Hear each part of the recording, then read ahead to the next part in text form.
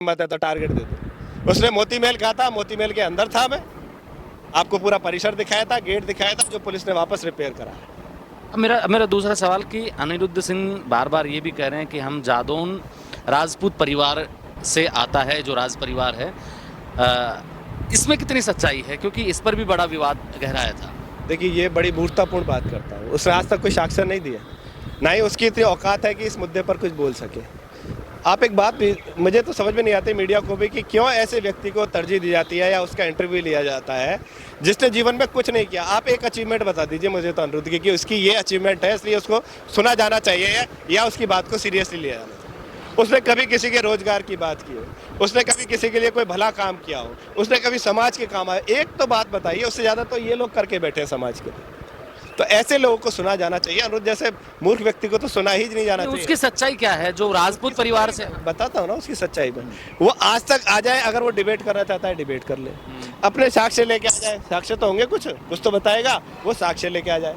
करौली राज परिवार आज तक इसके लिए एक शब्द नहीं बोला। करौली राज परिवार से पूछ लो भैया।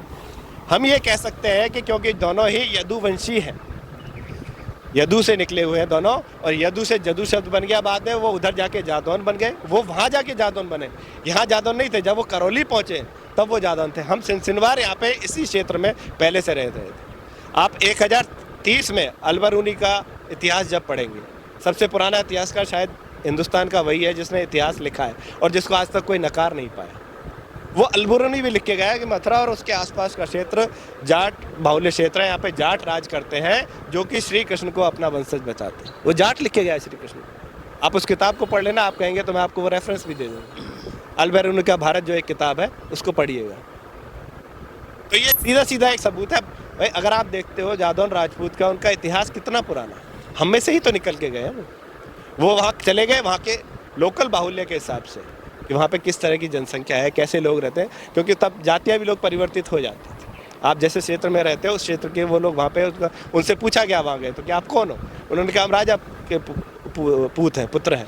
तो राजा से पूत से वो पुत्र राजपूत, उस तरह से वो शब्द बन गया। और जदू से निकले थे तो यदू से निकलते जदू, जादौ बोलते हुए जादौन हो गया है। ये कुल मिला के इतिहास यही है।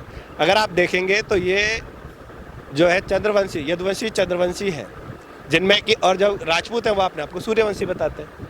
राजपूत जो सूर्यवंशी, जो राम के अवतार है, जो राम का वंशज अपने आप को बताते हैं। हम कृष्ण के वंशज, हम हैं करौली वाले हैं और जैसलमेर वाले हैं। तो आज भी हमें, जो ये बात मुझे महाराज साहब ने बताई थी, आज भी हमें राजपूत जो है सूर्यवंशी से है, उनसे और हमारे संबंध नहीं होते।